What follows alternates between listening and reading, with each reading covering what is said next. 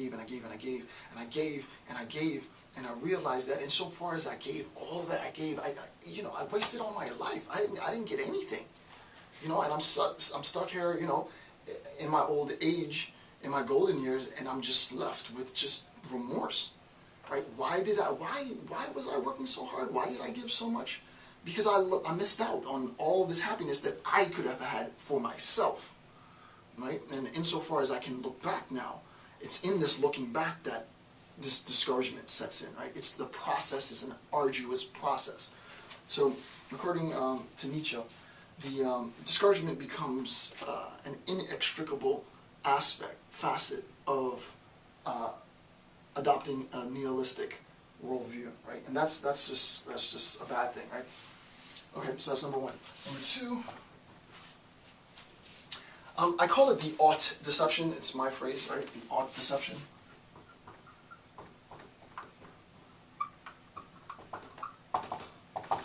The ought deception. Obviously, the reason why I chose the term, this is not Nietzsche, right? This is my phrase, is that the ought deception it's a good image word, right? It triggers an image immediately. You think of being deceived. What are you being deceived of? You're being deceived of what you ought to do, right? As someone, it's the siren, enticing you into the water, right? It's the gold trinket that leads you down to the abyss, right? It's whatever that desire is, and you believe that I ought to do that, and you get there only to arrive at a much darker, worse state of affairs, right? So the ought deception, my phrase, forces the individual to cast oneself. Again, here's where this language, this sort of continental language comes in. I absolutely love this language, but some people hate it. So I'm sorry if you don't like this sort of continental sound, but the ought deception forces the individual to cast oneself in front of oneself, right? To cast myself in front of myself. Again, philosophy at its most opaque. What does that mean? I'll explain it a little bit. For critical judgment, it is rooted in fulfillment, achievement, obligation, and so on. Cast myself in front of myself. What does that mean? Okay, so imagine that this is me, right? This is me, but we'll call it me one. And this is, me one is, right? Me one is. And here's where I ought to go. And insofar as I've attained this ought, and I've satisfied this ought, I become me too. So I want to go from me one to me too. Simple, right? This idea of, and this is my phrase, this is not Nietzsche, but this is what I feel that he's saying, right? It forces the individual to cast oneself in front of oneself for critical judgment.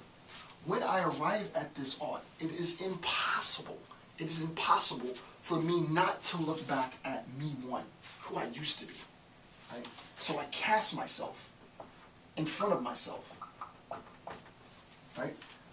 And I immediately judge myself. I have to judge myself.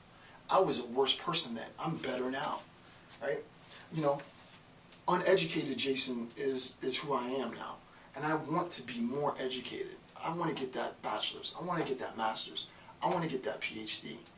I become Jason, me too. I am now Jason, me too. It's impossible for me not to look back on the old me, when I used to be in this state of affairs, and be like, that guy, I would never want to be like him, right? The old me, the uneducated me, lacked power, lacked influence, didn't have a say in the world, didn't have any. Why would you want to be that? I cast myself against myself, and I lay critical judgment, right? And that's important. Right? That's, actually, I want red. Actually, I have a better red. Yeah, got a new red. Right? I cast myself in front of myself for the purpose of critical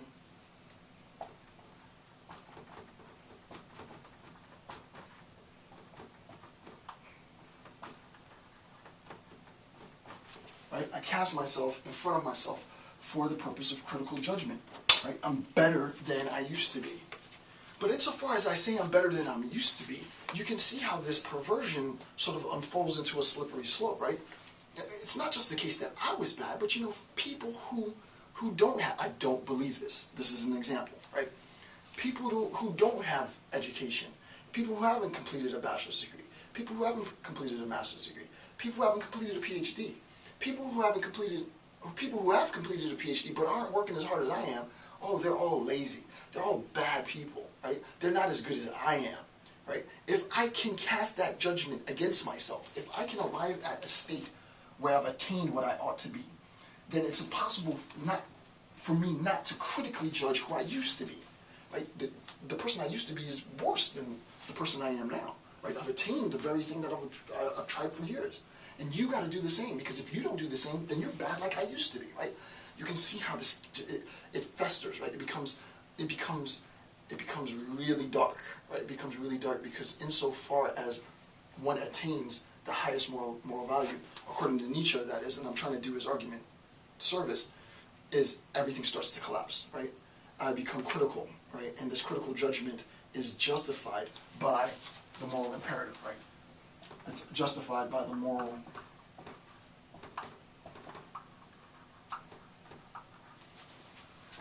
to give a quick real-world example, obviously, if you've been following along, I doubt nobody has watched all the videos that I've put up.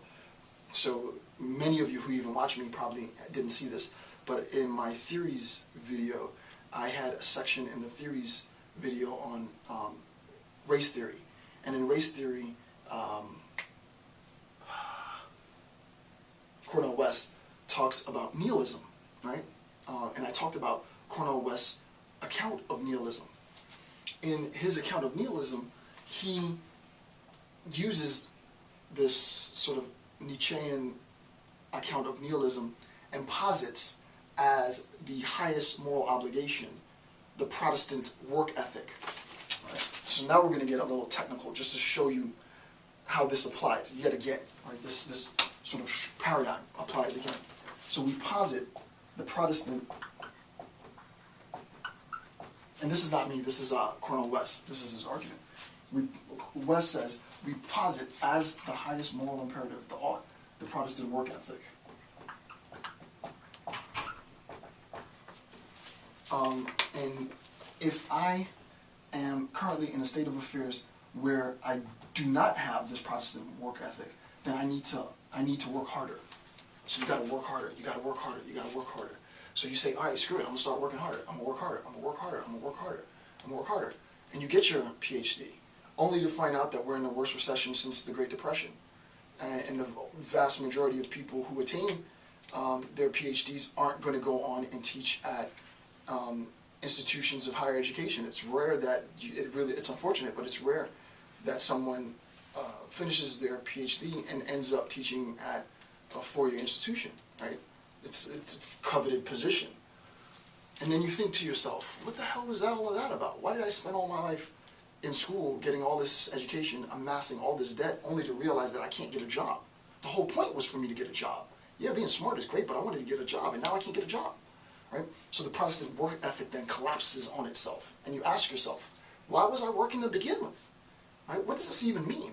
And then you lose that sense of meaning.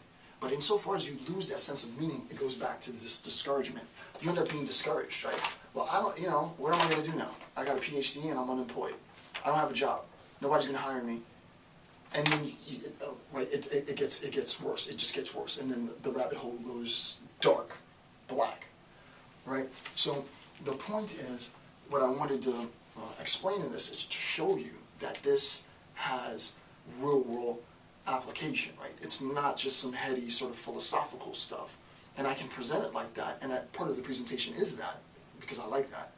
But also, you have to recognize that this does apply, and it does, this idea of nihilism, influence all of us, in our day-to-day activities, right? So we have this idea that nihilism is rooted in a sense of fulfillment. I'll be better when I attain this Protestant work ethic. I'll be better when I attain absolute truth. I'll be better when I attain the PhD, blah, blah, blah. Achievement, obviously, right? There is an obligation to reach the pinnacle of the highest moral value, right? Not just something that's acceptable, not something that's passable. We have to attain the